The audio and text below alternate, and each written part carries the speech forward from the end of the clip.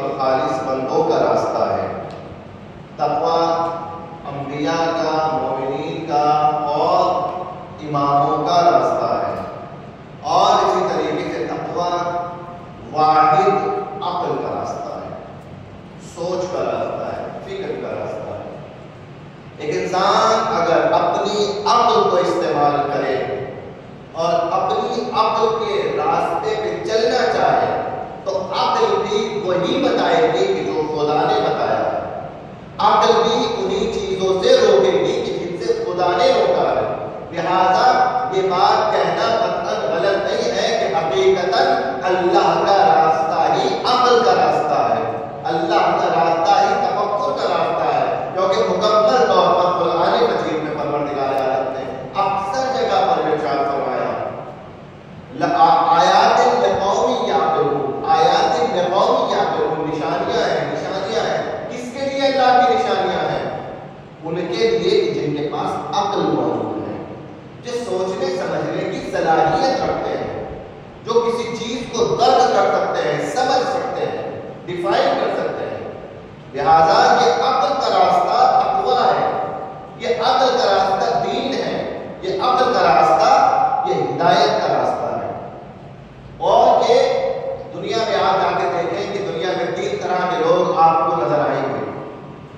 ایک وہ انسان ہے کہ جو ظاہری مادیات کے پیچھے بھاگتا ہے، اسے اور کچھ نہیں چاہیے، اسے مادیات چاہیے، اسے اچھا کھانا چاہیے، اچھے کپڑے چاہیے، اچھا لباس چاہیے، شہوتوں کے پیچھے ہے، مال و دولت کے پیچھے ہے، دنیا کی لذتوں کے پیچھے ہے یہ انسان۔ اس کے علاوہ یہ کسی اور چیز کو اپنی زندگی میں اہمیت نہیں دے گا۔ ایک یہ انسان ہے، خود انسان کو فیصلہ کرتا ہے کہ تینوں میں سے کون سی نصیب میں آنا ہے۔ لہٰذا ایک انسان ہے، اچھا کھانا، اچھا پیسہ، اچھا مکان اور بڑھیا سے بڑھیا لائف اسٹائل، تمام لذتیں دنیا کی سے چاہیے، اسے فرق نہیں پڑتا کہ وہ حلال راستے سے حاصل ہو یا حرام راستے سے حاصل ہو، لیکن اس انسان کو وہ چاہیے۔ ایک دوسری قسم کا انسان ہے اس دنیا میں، اس انسان کو یہ مادی چیزیں جو ابتدائی ہیں یہ نہیں چاہیے، اس انسان کو شہرت کرنا چاہے، اس انسان کو کرسی کرنا چاہے، حکومت کرنا چاہے، اور یہ بھی ظاہر سی بات ہے مقام چاہیے، منزلت چاہیے، عہدہ چاہیے۔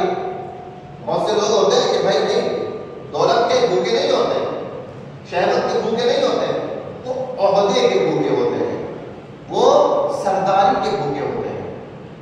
عزیز تاریخ میں یہ لوگ پہلے والوں سے خطرناک ہیں۔ پہلے والے جنہیں مال چاہیے، شہوتیں چاہیے، وہ بھی غلط راستہ ہے، لیکن یہ دوسرے والے کہ جنہیں مال اور شہوتوں سے مطلب نہیں، انہیں مقام و منزلت چاہیے، انہیں کوئی مقام دے دیا جائے، انہیں کوئی پوسٹ مل جائے، انہیں سرداری مل جائے۔ دنیا آدھی دنیا پر حکومت کرنے والا نوجوان جوان سکندر، جسے الیگزینڈر بھی کہتے ہیں، الیگزینڈر کو مادیات کا نشہ نہیں تھا، اسے دنیا کی دولت نہیں چاہیے تھی، نہ دنیا کی دولت کے پیچھے تھا نہ شہوتوں کے پیچھے تھا۔ کمال کی بات یہ ہے کہ ایک بھی کنیز اس کے ساتھ بنے رہتے تھے، لیکن اس کو جو نشہ تھا وہ اس سے الگ تھا، حکومت کا نشہ۔ اس نے کبھی بھی یہ نہیں کہا کہ مجھے اب کتنے ملکوں پر حکومت ہو گئی ہے یہیں رک جاؤ، نہیں، اور آگے بڑھو، اور حملہ کرو، اور حملہ کرو۔ یہ انسان کبھی نہیں سیر ہوتا، یہ انسان ہلتا نہیں ہے کبھی بھی، تو یہ ایک الگ قسم کا نشہ ہے۔ مولائے کائنات کے ساتھ میں کچھ افراد تھے جنہیں دنیا کی دولت نہیں چاہیے تھی، جنہیں علی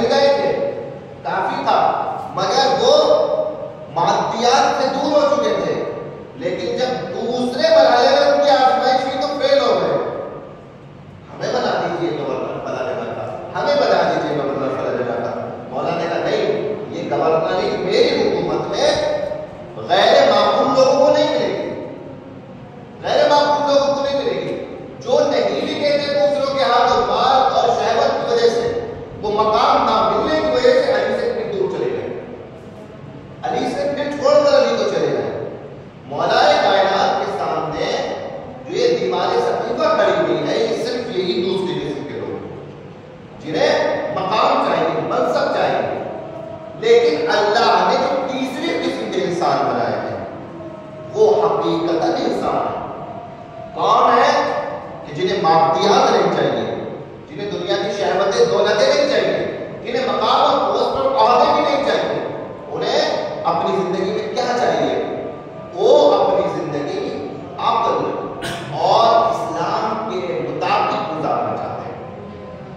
صرف اور صرف وہ وہی کرتے ہیں کہ جو عقل کہتی ہے, جو دین کہتا ہے, جو خدا کہتا ہے, جو شریعت کہتی ہے. اور حقیقتاً یہی تیسری قسم کے انسان وہ ہیں کہ جنہیں مومن بھی کہا جاتا ہے اور جنہیں متقی بھی کہا جاتا ہے. ایک صلوات پڑھے محمد وعلیہ. کلی طور پر اللہ کا راستہ عقل کا راستہ ہے. جس کے پاس عقل ہے جو سوچ سکتا ہے وہ اللہ کے راستے پہ چل سکتا ہے. آپ سوال اگر دین اسلام کے متعلق کم سے کم حرام کے متعلق, آپ کو اگر واجب کے متعلق تعلیمات نہیں بھی ہے, کوئی بات نہیں. ہو سکتا ہے نماز کے احکام نہ جانتا ہو کوئی, ہو سکتا ہے روزے کے احکام نہ جانتا ہو کوئی, ہر انسان ایسا ہوتا ہے. لیکن حرام کاموں کے متعلق آپ سب عالم ہیں, اور یہ کتابوں سے پڑھ کے آپ نے علم حاصل نہیں کیا ہے. حرام کام کے متعلق سب عالم ہیں. کیوں؟ میں آپ سے پوچھوں گا, آپ بتائیے آپ کی عقل سے سوچ کے شراب پینا کیسا ہے؟ آپ کیا کہیں گے؟ غلط ہے. میں پوچھوں گا کوئی حدیث میں آ گیا آپ کو, قرآن کی کوئی آیت یاد ہے؟ نہیں یاد ہے. تو پھر کیسے بتایا؟ مولانا عقل بتاتی ہے. اس میں چاہے کوئی حدیث پتا ہو یا نہ ہو, کوئی آیت پتا ہو نہ ہو, یہ عقل بتا دیتی ہے. چوری کرنا کیسا ہے؟ میں کسی بچے سے پوچھوں گا بچوں چوری کرنا کیسا ہے, اچھا ہے یا برا؟ بچے کہیں گے برا ہے, غلط کام ہے, چوری نہیں کرنی چاہیے. میں نے کہا وہ کون سی کتاب میں پڑھ کے بتا رہے ہیں؟ تو مولانا کسی کتاب میں پڑھنے کی ضرورت نہیں ہے. ہمارا دماغ بتاتا ہے چوری غلط ہے, چوری نہیں کرنی چاہیے. ماں باپ کا دل دکھانا اچھا ہے یا غلط ہے؟ بچے کہیں غلط کام ہے, ماں باپ کا دل نہیں دکھانا چاہیے. کوئی کتاب میں پڑھ کے بتایا نہیں, عقل نے بتایا ہماری. یہ اکثر جگہ پر دین اسلام کا فیصلہ ہمارے لیے عقل کرتی ہے. عقل فیصلہ کرتی ہے دین اسلام کا. اکثر حرام کاموں کے اوپر انسان اگر دین کے لیے, دین کے سبب کوئی دلیل بھی نہ رکھتا ہو تو اپنی عقل سے بتا سکتا ہے کہ یہ چیز غلط ہے یا صحیح ہے. کوئی ایسی چیز نہیں ہے. کچھ خاص چنندہ چیزیں ہیں کہ جہاں انسان کو سمجھ میں نہیں آتا, لیکن اکثر چیزیں غلط جو ہیں اسلام نے جو غلط بتائی ہے وہ انسان عقل سے غلط بتا سکتا ہے. غیبت کرنا, دوسروں کے لیے جھوٹ بولنا, لڑائیاں کروانا, فتنہ فساد کرانا غلط ہے, صحیح ہے. انسان کہے گا غلط ہے, حرام ہے. کیوں؟ عقل نے بتایا. لہذا اللہ نے اتنی بڑی نعمت انسان کے پاس رکھی ہے کہ جس کا نام عقل ہے.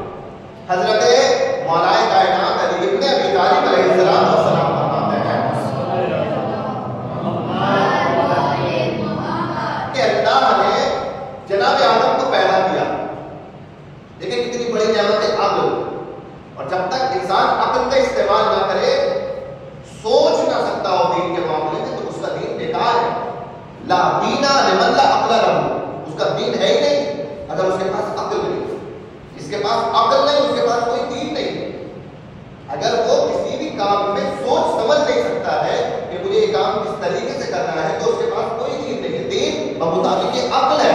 اسی لیے کہ بنی اسرائیل میں بہت عبادت گزار ایک بندہ تھا اور بہت نماز پڑھتا تھا.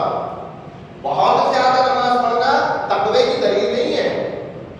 بہت زیادہ روزے رکھنا تقوی کی دلیل نہیں ہے, عقل کی دلیل نہیں ہے. ایک فرشتہ پاس سے گزرا, پروردگار کتنا اچھا عبادت گزار ہے, ہر وقت نماز پڑھتا رہتا ہے, ہر وقت مسجد میں رہتا ہے, تو مجھے دکھا دے اس کو کتنا ثواب دے گا. اللہ نے دکھایا ہے تو اتنا.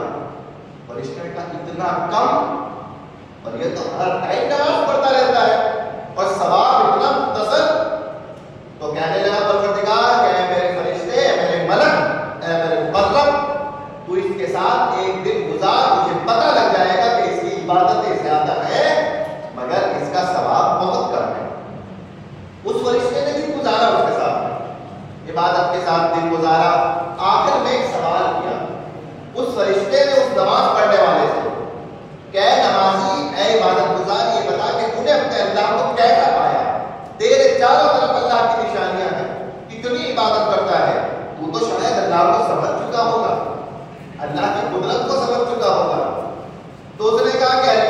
قدرت بہت زیادہ ہے، بہت بڑا ہے اللہ، مگر ایک کمی ہے اس کی قدرت میں، اللہ کی قدرت میں ایک کمی ہے۔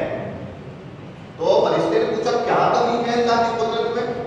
تو اس عابد نے کہا، عبادت کرنے والے نے کہا کہ اتنی گھاس پیدا کی ہے یہاں پر، اللہ کاش ایک گدھا پیدا کر دیتا تو یہ گھاس برباد ہو جاتی۔ اللہ کی قدرت میں کمی ہے کہ اتنی گھاس پیدا کر دی، اس نے ایک گدھا پیدا کر دیا۔ تو اس نے کہا واقعا تو اپنے اللہ کے بارے میں یہ سوچ رکھتا ہے؟ تو کہنے لگا کیا آپ بتائیے کہ اتنی گھاس برباد نہ جاتی اگر پروردگار اس منطقے میں، اس علاقے میں گدھوں کو پیدا کر دیتا؟ اب اللہ کے فرشتے نے سجدے میں سر رکھ کے کہا کہ پروردگار تو نے صحیح کہا تھا، اس کی عبادتیں بہت زیادہ ہیں مگر اس کے پاس عقل نہیں ہے بالکل بھی، جو اتنا عبادت کر کے بھی اپنے اللہ کو نہ پہچان سکا ہو کہ میرا اللہ کوئی بھی کام بغیر مصلحت کے نہیں کرتا، اسے اللہ کیا ثواب دے گا؟ وہ سجدے میں سر مارا ہے مگر دماغ کا استعمال نہیں کرتا۔ لا دین لمن لا عقل له، دین نہیں ہے اس کے پاس کوئی عقل نہ ہو، لہٰذا اس کی سب عبادتوں میں ثواب کم ہے۔ اسی لیے فرمایا کہ ایک غیر عالم کی زیادہ عبادتیں ایک طرف اور ایک عالم کی عبادت کم بھی ہو تو اس کا پلڑا بھاری ہے، کیونکہ وہ عقل کے صاحب ہے۔ تو مولا کیا ارشاد فرماتے اللہ نے دو حجتیں اپنے بندوں کو دی ہیں، دو حجتیں ہیں، دو دلیلیں ہیں، ایک تو حجت ظاہری اور ایک تو حجت باطنی کہتے ہیں۔ حجت کہتے ہیں راستہ دکھانے والی چیز کو، جو چیز ہمارے لیے ہدایت کا سبب بنے وہ ہے حجت۔ ایک ہے حجت ظاہری جو راستہ دکھاتی ہے۔ ظاہری حجت کون ہے؟ پیغمبر اسلام، مولا کائنات حضرت ولی عصر امام زمانہ صلی اللہ تعالیٰ علیہ وسلم، یہ ظاہری حجت ہے جنہوں نے ہمیں راستہ بتایا، صراط مستقیم دکھایا، مگر اللہ نے دو طرح کی حجتیں دی ہیں، ایک تو دکھنے والی حجت اور ایک نہ دکھنے والی حجت۔ جو دکھنے والی حجت ہے انہیں ائمہ معصومین کہتے ہیں، اور جو نہ دکھنے والی حجت ہے، دکھتی نہیں ہے مگر راستہ حق کا دکھاتی ہے، اسے عقل کہتے ہیں۔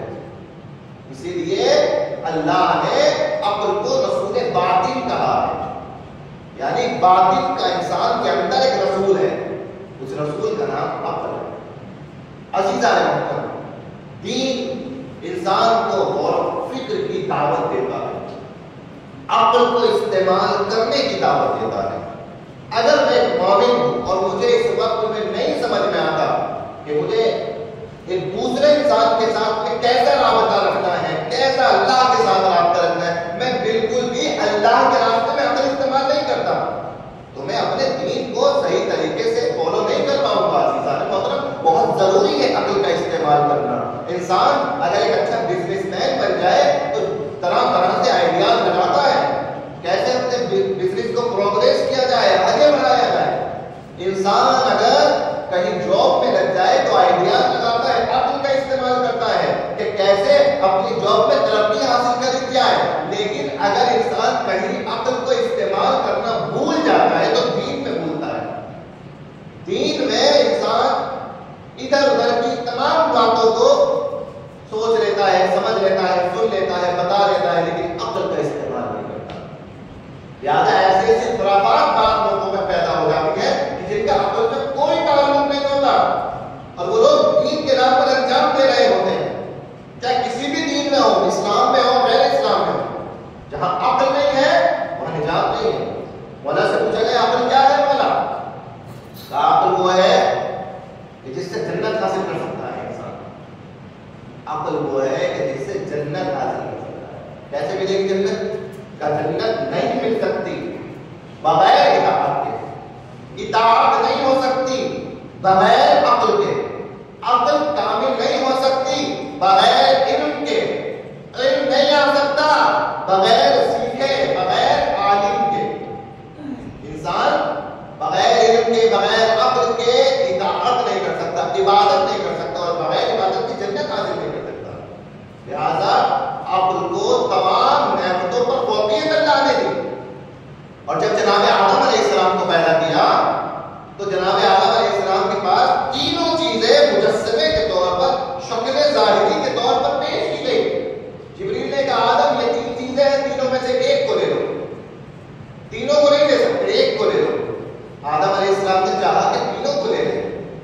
کون کون سی چیز تھی؟ 3 چیزیں تھیں، ایک تھی عقل، ایک تھی حیا اور ایک تھا دین۔ 3 حیا عقل، لہذا کوئی یعنی حیاداری کو بہت اچھا سمجھتا ہے، کوئی دینداری کو بہت اچھا سمجھتا ہے، لہذا لوگوں نے سوچا کہ شاید جناب آدم کو دین لے لینا چاہیے تھا یا شاید جناب آدم کو حیا لے لینی چاہیے تھی، مگر جناب آدم نے کہا مجھے عقل دے دی جائے، مجھے عقل دے دو۔ کیا کہا تھا؟ 3 میں سے ایک ملے گی۔ جناب آدم نے کہا مجھے عقل دے دو، عقل چاہیے، عقل مل گئی۔ اب دیکھا کہ عقل جب مل گئی تو 2 اور جو نعمتیں تھیں حیا اور دین وہ بھی ساتھ ساتھ آ رہی ہیں۔ جناب آدم نے کہا میں نے تو تم کو نہیں مانا، تم جاؤ واپس چلے جاؤ، مجھے عقل کافی ہے۔ تو ان نعمتوں نے کہا کہ ہمیں اللہ کا حکم ہے کہ ہم وہیں رہیں گے کہ جہاں پر عقل ہو۔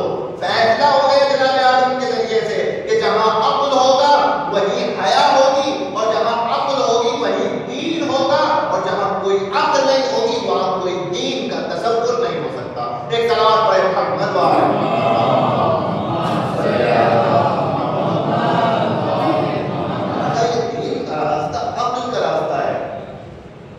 حاصل کرے دین کا علم حاصل کرے، دین کو سمجھیں۔ فالو کرنے سے پہلے سمجھنا ضروری ہے، سمجھے بغیر انسان فالو نہیں کر سکتے۔ اگر انسان بغیر سمجھے فالو کرے گا تو بہت سارے ایسے تفکرات سامنے آتے ہیں جو لوگ سمجھتے نہیں ہیں مگر فالو کرتے ہیں۔ ابھی تو ہماری قوم کا بچہ ایسا ہونا چاہیے، ہماری قوم کا نوجوان ایسا ہونا چاہیے کہ اگر کسی بھی طریقے سے کہیں گھیر دیا گیا اس کے دین کے متعلق اعتراضات کیے گئے تو ان اعتراضات کا جواب دے کر اپنے فخر سے سینہ چوڑا کر کے وہاں سے نکلے اور یہ بتاتا ہوا نکلے کہ ہم نے دین کو بغیر عقل کے نہیں مانا، ہم نے دین کو سمجھا ہے پھر مانا۔ ایسا مضبوط انسان کا دین ہونا چاہیے۔ لہٰذا عزیزان محترم بہت ضروری ہے کہ انسان اپنے دین کے متعلق غور و فکر کرے، اپنی نجات کے لیے، اپنی عاقبت کے لیے، اور جتنا انسان غور و فکر کرتا چلا جائے گا اس کی عبادت اور بہتر ہوتی چلی جائے گی۔ جتنا انسان تفکر کرتا چلا جائے گا اتنا ایمان کی اعلیٰ منزلوں کو طے کرتا چلا جائے گا۔ لہذا ہوشیاری کی ضرورت ہے، تفکر کی ضرورت ہے۔ اسی طریقے سے امام جعفر صادق علیہ السلام سے کسی نے سوال کیا کیا ہوتی ہے ہوشیاری، عقل کیا ہوتی ہے مولا؟ تو مولا نے کہا اللہ نے وہ نعمت دی ہے عقل کی صورت میں کہ اس نعمت کے ذریعے سے انسان اللہ کو پہچان سکتا ہے، اپنے دین کو پہچان سکتا ہے، اور سب کو یہ نعمت دی ہے۔ تو مولا نے کہا کہ سوال کرنے والے نے سوال کیا کہ پھر وہ لوگ جو علی کے مقابلے میں آ گئے، عقل تو ان کے پاس بھی تھی، دماغ تو ان کے پاس بھی تھا، تو مولا نے کہا نہیں، یہاں اللہ نے عقل سب کو ایک دی ہے، لیکن انسان اپنے عمل کے اعتبار سے کبھی کبھی اسی عقل کو ہوشیاری بنا لیتا ہے اور کبھی کبھی اسی عقل کو بے وقوفی بنا لیتا ہے۔ دماغ انسان کے پاس ہے، لیکن جب صحیح طریقے سے اللہ کے بتائے ہوئے راستے پر استعمال کرتا ہے تو وہ انسان ہوشیار کہلاتا ہے، اور اگر اللہ کے علاوہ غیر خدا کے راستے پہ استعمال کرتا ہے، گناہوں کے راستے پہ انسان استعمال کرتا ہے تو وہ انسان عقل تو ہے مگر بے وقوف کہلاتا ہے۔ لہٰذا ہوتا ہے نا سب کے پاس عقل ہے مگر کچھ انسان بے وقوف ہے، اور مولا نے فرمایا کہ بے وقوف سے کوئی دوستی مت کرنا۔ لہٰذا آج کا انسان دیکھ لیا گناہوں کے راستے میں کتنی عقل لگا لیتا ہے۔ آپ پوچھئے کہ اگر ماں باپ اجازت نہ دیں اور فلاں پکچر دیکھنے جانا ہو تو کیسے جایا جائے، اور پھر دیکھیے بچہ کیسے عقل لگاتا ہے، کیسے دماغ کو استعمال کرتا ہے، تو یہ دماغ شیطان کے اختیار میں چلا گیا ہے۔ آیت الکرسی پڑھتے ہیں، آیت الکرسی میں کیا ہے؟ آیت الکرسی میں ولی ہے، اللہ ولی الذین آمنوا، اللہ مومنوں کا ولی ہے، یخرجہم من الظلمات الی النور، جو مومنوں کو اندھیرے سے نکال کر روشنی میں لاتا ہے۔ لیکن والذین کفروا اولیاءهم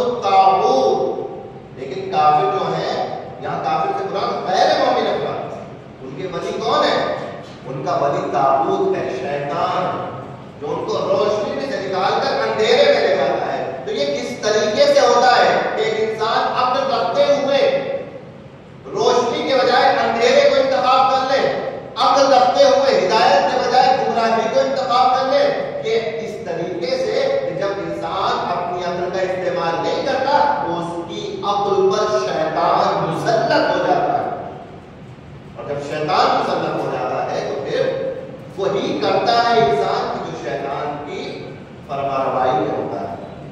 ابھی تو آنے والا مہینہ بڑا مبارک مہینہ ہے, بہترین مہینہ ہے علم حاصل کرنے کے لیے, عبادت کے لیے, جسے ماہ توبہ اور ماہ استغفار بھی کہا گیا ہے, جس کے لیے روایت والی ہوئی ہے کہ رجب اللہ کا مہینہ ہے, شعبان رسول اللہ کا مہینہ ہے, اور رمضان بندوں کا اور امت کا مہینہ ہے. اور اسی طریقے سے دوسری روایت میں کہا گیا کہ رجب مولائے کائنات حضرت علی بن ابی طالب علیہ السلام کا مہینہ ہے.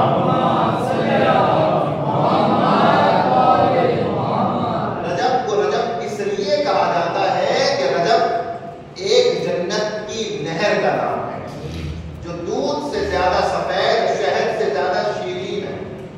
پوچھا گیا کہ اس جنت کی نہر سے کون سیراب ہوگا؟ مولا نے کہا اب وہ شخص سیراب ہوگا کہ جس نے رجب کے مہینے میں روزے رکھے. پہلی رجب کے روزے کا بہت زیادہ ثواب ہے. پورے مہینے میں سب سے عظیم روزہ 27 رجب کا روزہ ہے. سب سے اہم تاریخیں پورے سال میں اس مہینے کے اندر ہے.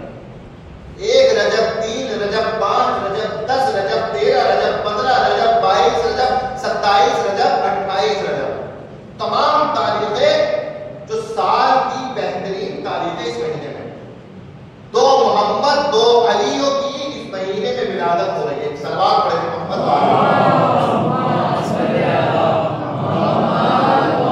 امام باقر علیہ السلام کی, محمد باقر اور امام محمد تقی علیہ السلام کی ولادت ہے.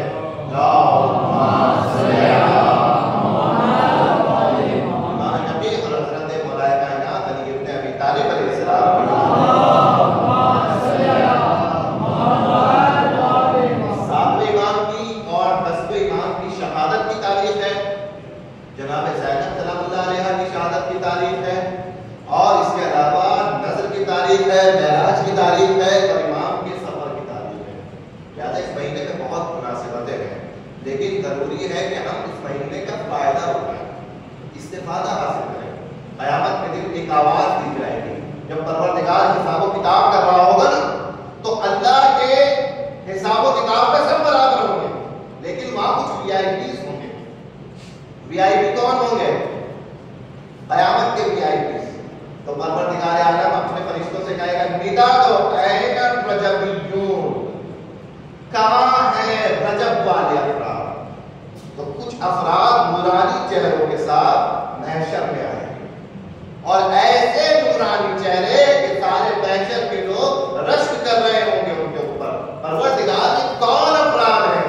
یہ وہ افراد ہیں کہ جنہوں نے رجب کے مہینے کو عبادت میں گزارا اور اس کے احترام کا تقاضا رکھتے ہوئے اس مہینے سے وہ فائدہ حاصل کیا جو فائدہ اور لوگ حاصل نہیں کر پائے. لہٰذا آج قیامت میں بہترین طریقے سے آ رہے ہیں اور ان کا حساب بھی میں سب سے الگ کروں گا.